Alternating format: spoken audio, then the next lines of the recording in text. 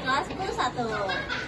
Oke, jadi aku mau nanya ke Bella, itu apa sih deskripsi kuantitatif? Deskripsi kuantitatif yaitu menggambarkan variabel secara adanya menggunakan data angka. Kalau coba dong, apa itu animal hazard, food hazard, dan biohazard? Animal hazard, bahaya yang berasal dari hewan. Health hazard, bahaya yang berasal dari benda panas. Dan biohazard, bahaya yang berasal dari bahan biologi. Oke, kalau contoh eksplosif, toxic, flammable, dan korosif itu apa aja? Eksplosif itu contohnya TNT, amonium nitrat, dan nitroselulosa. Dan toksik, merkuri, sianida, dan gas klorin, flammable, alkohol, minyak tanah, dan fosforus, dan korosif, HCl, HO, H2, SO4, dan NaOH. Oke, terima kasih. Jadi di sini aku mau wawancarain teman aku. Aku Halima dari sekolah. Jadi kamu tahu nggak sih mikroskop itu apa sama? Tolong dong jelasin fungsinya. Mikroskop adalah alat untuk melihat objek sangat kecil yang tak bisa dilihat hanya dengan mata telanjang. Tujuan mikroskop yaitu memperbesar revolusi benda kecil. Itu bagian-bagian itu adalah lensa okuler. Lensa okuler yang terletak di bagian teratas mikroskop menjadi lensa yang paling dekat dengan mata pengamat. Fungsinya membentuk bayangan nyata dari lensa objektif. Itu ada skrup pengarah kasar membantu memfokuskan objek yang diletakkan pada mikroskop dengan lebih cepat dan tepat. Fungsinya menggerakkan bagian tubuh atau tabung ke arah atas dan bawah. Ada tabung berguna untuk mengatur fokus. Fungsi lainnya penghubung antara lensa objektif dengan lensa okuler.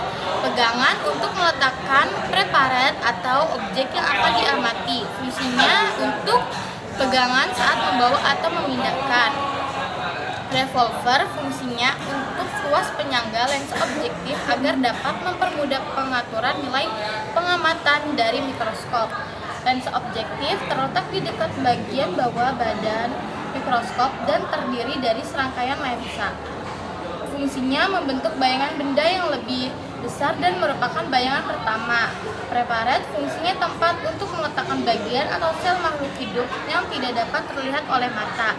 Meja preparat, tengah pada meja terdapat lubang untuk melewati cahaya. Fungsinya tempat untuk meletakkan objek yang diamati.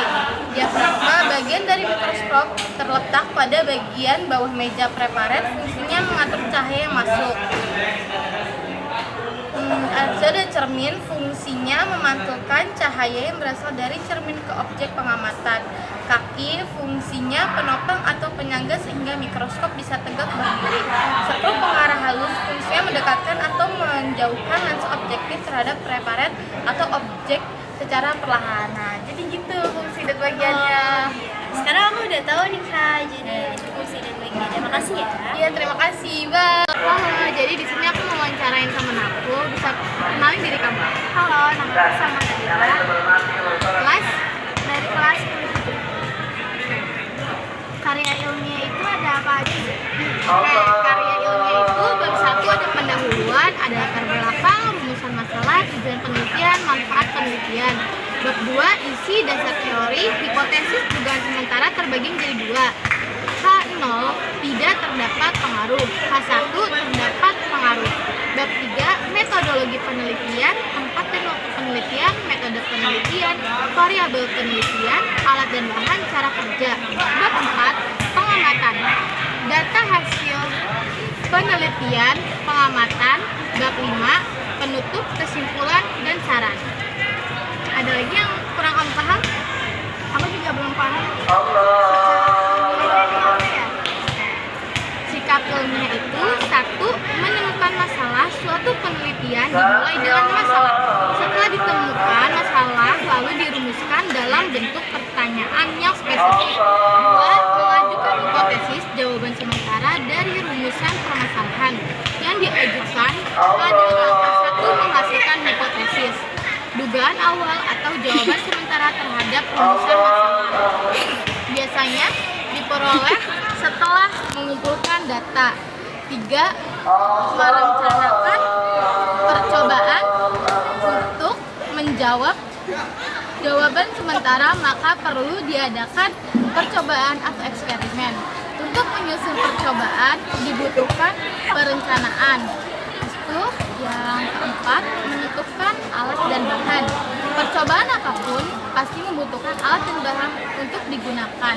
Pengaruh berbagai dosis pupuk NPK pada pertumbuhan tanaman jagung.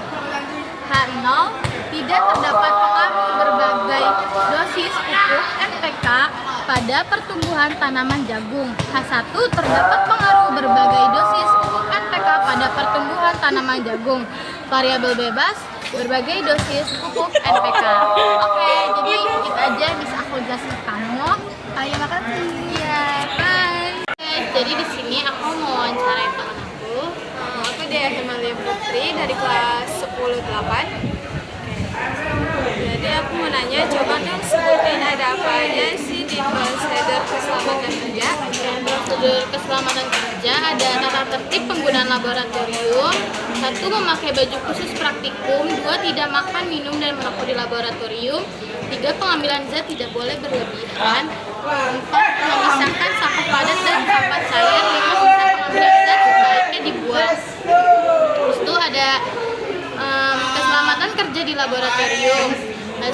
Gunakan obat-obatan P3K bila ada yang terluka. 2. Bila ada bagian tubuh yang terkena zat kimia, basuh dengan air.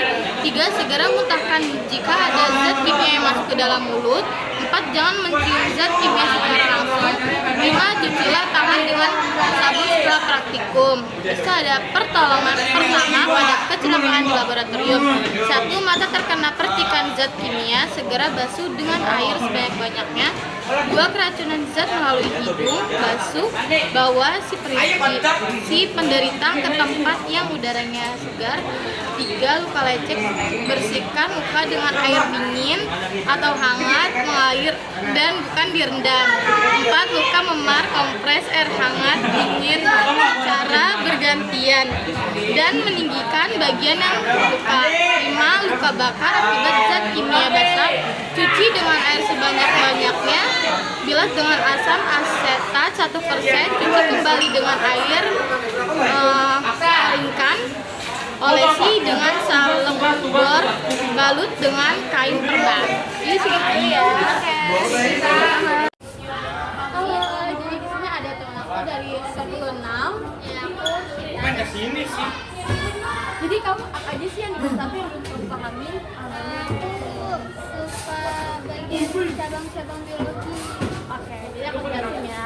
Cabang-cabang biologi itu ada anatomi tentang susunan bagian dalam tubuh organisme, bakteriologi tentang bakteri, bioteknologi tentang pemanfaatan organisme untuk kebutuhan manusia, botani tentang dunia tumbuhan, ekologi tentang hubungan timbal balik organisme dengan lingkungannya, embriologi tentang perkembangan embrio, entomologi tentang serangga, evolusi tentang perubahan organisme dalam waktu yang sangat lama, fisiologi tentang kekealan tubuh, dan genetika tentang proses penurunan sifat pada organisme, histologi tentang jaringan tubuh organisme, helmintologi tentang cacing, herpetologi tentang amfibi dan reptil, ikitologi tentang ikan, mikologi tentang jamur, mikrobiologi tentang jasad teknik, morfologi tentang bentuk dan susunan tubuh luar organisme, oksologi tentang penyakit kanker, ornitologi tentang burung, parasitologi tentang organisme yang bersifat parasit,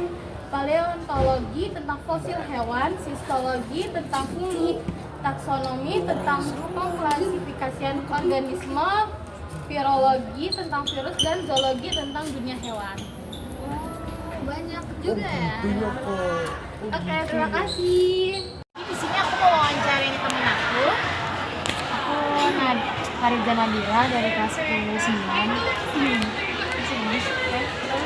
Oke, aku mau nanya ya. Coba kamu sebutkan, kasih contoh dan jelaskan apa saja simbol-simbol yang ada di laboratorium.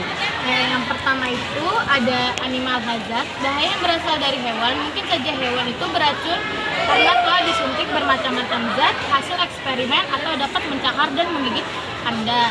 Yang kedua ada chef instrument hazard, Bahaya yang berasal dari benda-benda tajam. Benda itu dapat melukai Anda jika tidak digunakan dengan benar. Terus ada ketiga, heat hazard. Bahaya yang berasal dari benda yang panas. Tangan Anda akan kepanasan jika menyentuh benda tersebut. Yang keempat ada glassware hazard. Bahaya yang berasal dari benda yang besar, contohnya gelas kimia. Yang kelima ada chemical hazard. Bahaya yang berasal dari bahan kimia. Bahan kimia tersebut bisa membuat kulit gatal bahkan iritasi. Yang kelima ada electrical hazard. Bahaya yang berasal dari benda-benda yang mengeluarkan listrik. Habis itu yang keenam ada air and fast hazard. Bahaya yang berasal dari benda-benda yang dapat membuat iritasi pada mata dan wajah. Ada fire hazard. Bahaya yang berasal dari benda yang mudah terbakar, contohnya minyak tanah dan spiritus. Yang terakhir ada biohazard. Bahaya yang berasal dari bahan biologis. Bahan tersebut bisa menyebabkan penyakit yang mematikan seperti AIDS, contohnya tempat pembuangan jarum suntik. Halo, jadi di sini aku ada teman dari kelas 16. Aku namanya Safira Fafiani. Nah, jadi di sini kamu apa aja sih yang belum kamu pahami di bab 1 ini dalam biologi? Aku kurang paham sama sistem 5 kingdom di biologi. Oke, kingdom itu ada 5, yaitu ada animalia, karakteristiknya multiseluler, eukariotik, bersifat heterotrof, dan bergerak bebas. Contoh makhluk hidupnya, lebah, cacing, laba-laba, burung, dan orangutan. 2. Platae, multiseluler, eukariotik, bersifat autotrof, dan tidak dapat bergerak bebas. Ada bunga sepatu, melati, melinjo, padi, pisang, dan mangga. Terus ada fungi, uniseluler atau multiseluler, eukariotik, mencari makanan dengan menyerap, dan parasit atau saprofit, jamur merang, jamur kuping, jamur tempe, dan ragi tapai. Terus itu ada protista, uniseluler, eukariotik, dan bersifat autotrof atau heterotrof. Ada amuba, paramecium, dan englena. Itu yang terakhir ada monera, uniseluler, prokaryotik, dan bersifat autotrof atau heterotrof bakteri, dan ganggang biru. Oke, di situ. Terima kasih. Halo semua, di sini aku sama temen aku. Aku Keja Grifina dari kelas 11. Jadi aku di sini ingin ngasih tahu soalnya ke dia ya.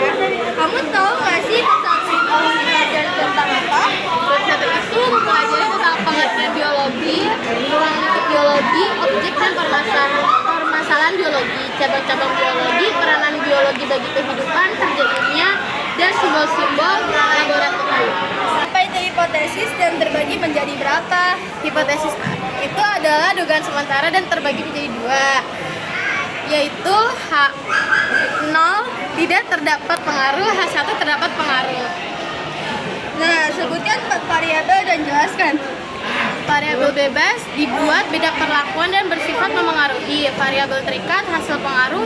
Variabel kontrol, variabel yang dibuat sama perlakuannya. Variabel terganggu, variabel yang tidak diduga keberadaannya tapi memengaruhi hasil penelitian. Nah, dari aku segitu aja deh ngasih pertanyaan kamu. Oke.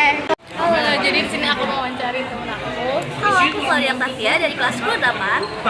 Jadi, aku ingin bertanya, bisa tolong sebutkan tingkatan organisasi kehidupan dan tolong jelaskan? Oke, pertama itu ada sel, unit terkecil penyusun tubuh makhluk hidup. Habis itu ada jaringan, kumpulan sel yang memiliki bentuk dan ukuran sama.